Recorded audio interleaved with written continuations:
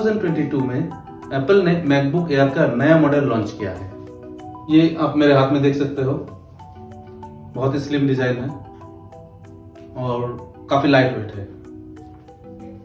और अभी रिसेंटली मैंने इसे खरीदा है, जिसके लिए शायद मुझे पे करना पड़ता 1,20,000 के करीब, लेकिन मैंने इसे सिर्फ 80,000 दे के खरीदा है। कुछ डिस्काउंट था और कुछ मैंने अपने आइडियाज इस्तेमाल करके इस लैपटॉप को 40,000 कम पे करके खरीदा है। कैसे किया है मैंने, ये सब सारी बातें बताऊंगा आज की इस वीडियो में।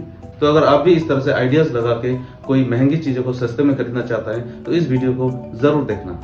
हेलो फ्रेंड्स, एक बार फिर से स्वागत है आपका मेरे चैनल के नए ब्लॉग में।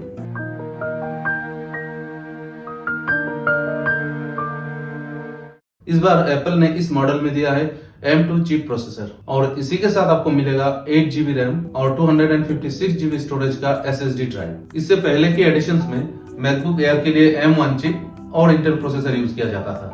जैसे कि हम सभी जानते हैं कि एप्पल के किसी भी प्रोडक्ट्स में, चाहे लैपटॉप हो चाहे मोबाइल हो, इनमें से किसी भी प्रोडक्ट्स में आप किसी भी तरह का मॉडिफिकेशन नहीं कर सकते। जैसे कि आप रैम बढ़ा नहीं सकते, स्टोरेज कैपेसिटी भी नहीं बढ़ा सकते। एप्पल के प्रोडक्ट्स में वो चीजें फिक्स रहता था। सरप्राइजिंगली इस बार इस मॉडल में एप्पल ने मॉडिफिकेशन करने का ऑप्शन दे दिया है।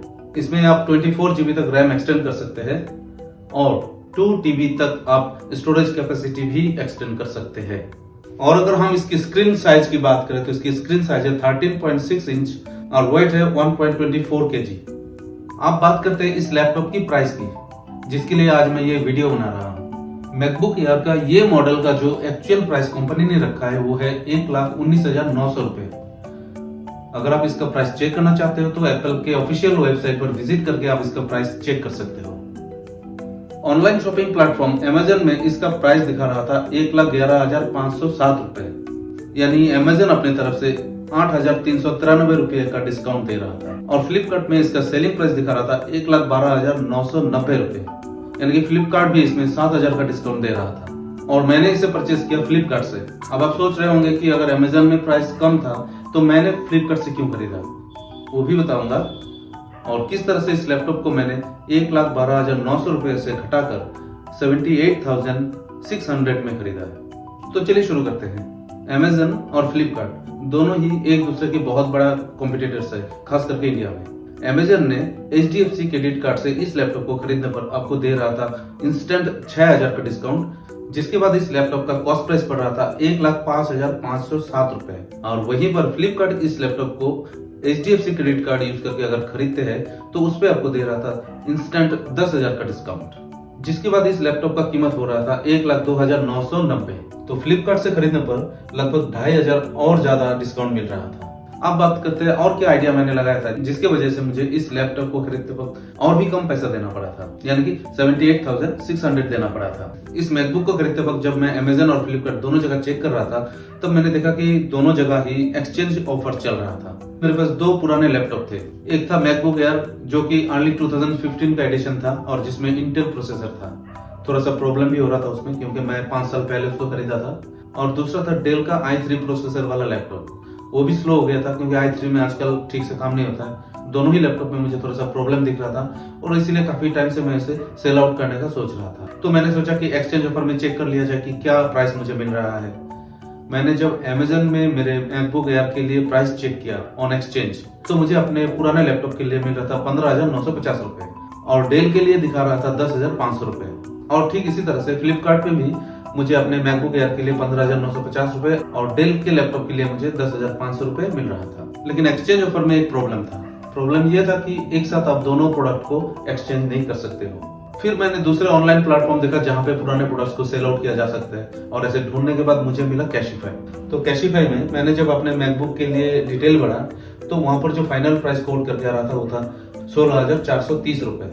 अगर मैं इस पैसे को अपने अकाउंट में क्रेडिट करता तो मुझे 16,430 रुपए ही मिलता। लेकिन मैंने कैशिफाई से फ्लिपकार्ट का गिफ्ट वाउचर ले लिया था, जिसकी वजह से मुझे 800 रुपीज और ज्यादा मिल गया। और इस तरह से मुझे मेरे पुराने मैकबुक के लिए कैशिफाई से मिला था 17,250 रुपए और डेल के लैपटॉप के लिए मुझे मिला था 7,140 रुपए। और इस तरह से मैंने अपने दोनों पुराने लैपटॉप को कैशिफाई में सेल करके अर्न किया था 24,390 रुपए। अब किस तरह से मैंने खरीदा है उसका प्रोसेस एक बार बता देता हूँ। पेमेंट ऑप्शन पर जाकर मैंने HDFC क्रेडिट कार्ड का इस्तेमाल किया और इस कार्ड का नंबर देते ही मुझे इंस्टेंट 10,000 का डिस्काउंट दिखा दिया, जिसके बाद मेरा इस लैपटॉप का प्राइस पड़ा 1,02,990 रुपए। फिर जैसे ही हम पेज को स्क्रॉल डाउन करते हैं तो वहां पर गिफ्ट वाउचर का ऑप्शन आता है और उस गिफ्ट वाउचर के ऑप्शन में आप एक से ज्यादा गिफ्ट वाउचर यूज कर सकते हैं। मुझे 3 गिफ्ट वाउचर मिला था और 3 गिफ्ट वाउचर मिलने का मेन रीजन क्या था वो मैं बता देता हूँ। जब 10,000 से बड़ा अमाउंट हो जाता है तो उस अमाउंट को स्प्लिट कर दिया जाता है और इस अमाउंट को जब मैं गिफ्ट वाउचर में कन्वर्ट कर रहा था तो उन्होंने 2 गिफ्ट वाउचर इशू किया, एक 10,000 का और दूसरा था 7,250 का वाउचर।